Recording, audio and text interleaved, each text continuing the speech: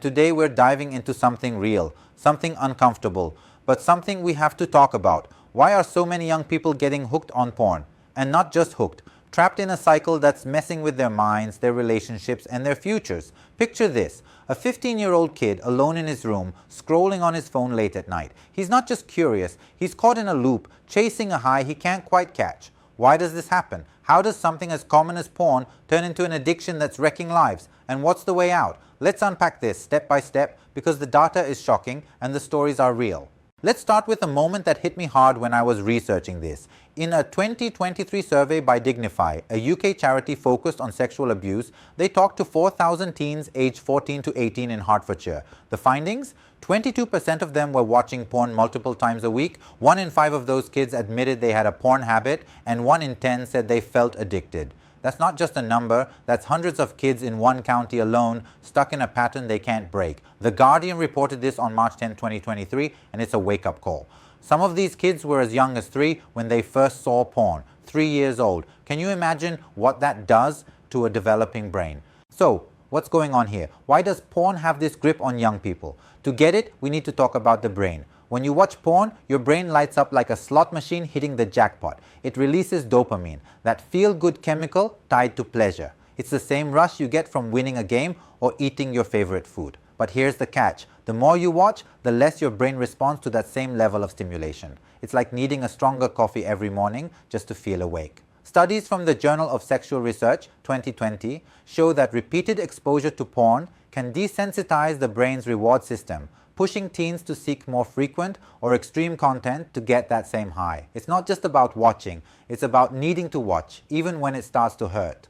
Let's step back to a real story. Meet Jake, not his real name, but his story comes from a case study shared by the Lucy Faithfull Foundation, a group working to prevent sexual harm. Jake was 14, a quiet kid who loved gaming and hanging out with friends. One day he stumbled across a porn site through a link a friend sent as a joke. Curiosity kicked in and soon he was watching every night, sometimes for hours. At first it was just a thrill, but then it became something else.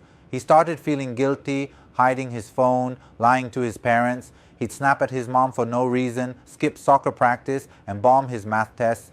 Jake wasn't just watching porn, he was caught in what experts call the shame cycle. He'd watch, feel ashamed, then watch again to escape the shame. Sound familiar? That cycle is a trap, and it's pulling in more teens than we realize. Now let's talk about why this is hitting teens so hard. Adolescence is a wild time. Your brain is still wiring itself, especially the parts that control impulses, emotions, and decision-making. The prefrontal cortex, the brain's brake system, isn't fully developed until your mid-20s. So when a teen gets that dopamine hit from porn, it's like flooring the gas pedal with no brakes. Add to that the fact that porn is everywhere. The Guardian noted that Pornhub alone had over 100 million visits per day in 2023. That's more daily traffic than Netflix or TikTok, and with smartphones, it's in every teen's pocket, no questions asked. A 2023 report from the Children's Commissioner for England found that a third of kids had seen porn by age 10 years old. That's not just a stat, it's a crisis. But not every teen who watches porn gets addicted. So what's the difference? It's about control, or the lack of it.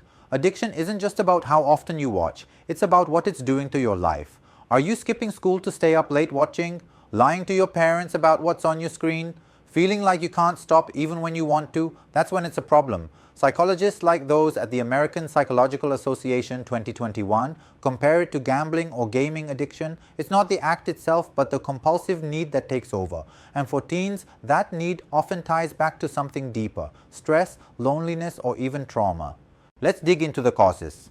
Your data mentioned a few big ones, and I verified them with studies. First, there's the psychological side.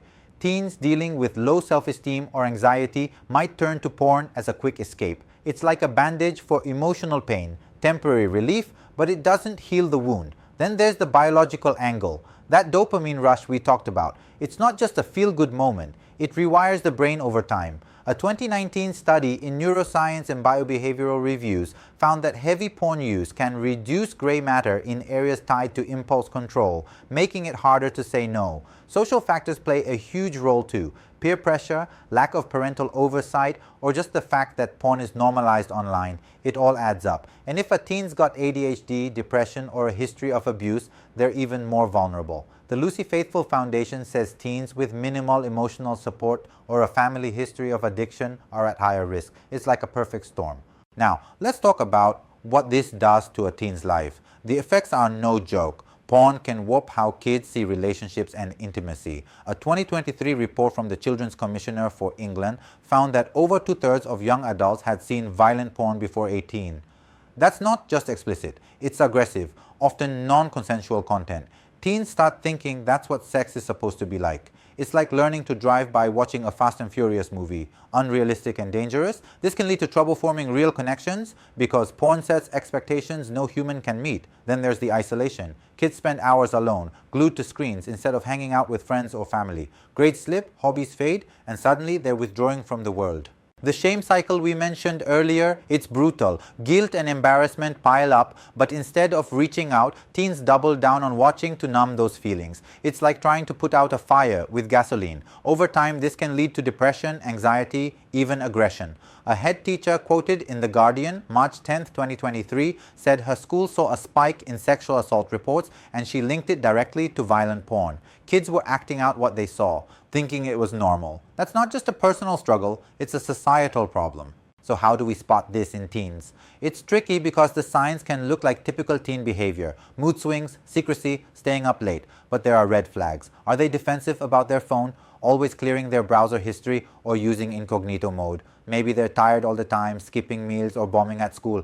Your data nailed it. These are physical and lifestyle disruptions, not just emotional ones. If a teen's pulling away from friends or family, that's a big clue. And if they're watching increasingly extreme content, moving from mild stuff to graphic or violent material, that's a sign the addiction's tightening its grip. Let's pause for a second and talk about a real-world example. I came across a story from a parent shared through Viewpoint Center, a treatment program for teens. This dad, let's call him Mike, noticed his 16-year-old daughter, Sarah, was changing. She used to be outgoing, loved art club, and was always chatting with her mom. But over a few months, she got quiet, stayed in her room, and was glued to her phone. Mike found out she was watching porn late at night, sometimes skipping school to do it. When he tried to talk to her, she'd shut down or lash out. It wasn't just curiosity. Sarah was caught in a cycle, feeling ashamed but unable to stop. Mike got her into therapy, and with time she started opening up about the stress and loneliness that drove her to it. Stories like Sarah's show this isn't just about porn, it's about what's going on inside. So what can we do? First, let's talk about parents and caregivers. If you're worried about your teen, don't come in hot with judgment. That'll just push them away. Start with a calm, open conversation. Ask questions like, "Hey, I've noticed you've been on your phone a lot. What's going on?" Let them know curiosity is normal, but you're there to help them navigate it. Your data mentioned some great tips, and I've cross-checked them with experts. Set clear boundaries, like no devices in the bedroom after 10 p.m. Use parental controls, but don't just rely on tech. Kids are smart, they'll find workarounds. The Lucy Faithfull Foundation suggests teaching healthy coping skills, sports, journaling, or even meditation, to replace porn as a stress outlet. Professional help can be a game changer. Therapies like cognitive behavioral therapy, CBT, help teens rewire their thought patterns. Motivational interviewing, another approach, gets them to find their own reasons to change. Family therapy can rebuild trust and communication. A 2022 study in Frontiers in Psychiatry found that CBT reduced compulsive porn use in 70% of teens after 6 months. That's real progress. And if there's underlying anxiety or depression, a therapist might suggest medication to tackle those roots. Let's zoom out for a second. Why is this such a big deal now? Porn's always been around, right? Sure, but it's never been this accessible. Back in the day, you had to sneak a magazine or find a sketchy VHS. Now it's a tap away. The internet changed everything. The Guardian reported that Pornhub had 2.14 billion visits in a single month in 2023, more than Netflix, TikTok, and Instagram combined. And it's not just the volume, it's the content. Violent porn, non-consensual themes. It's shaping how kids see the world. The Children's Commissioner's report said 84% of Americans think child pornography should be illegal, but regular porn, it's normalized, even for kids. This brings us to a bigger question. What's the cost of all this? Beyond the personal toll, it's changing how a generation views intimacy. Teens are growing up thinking sex is a performance, not a connection.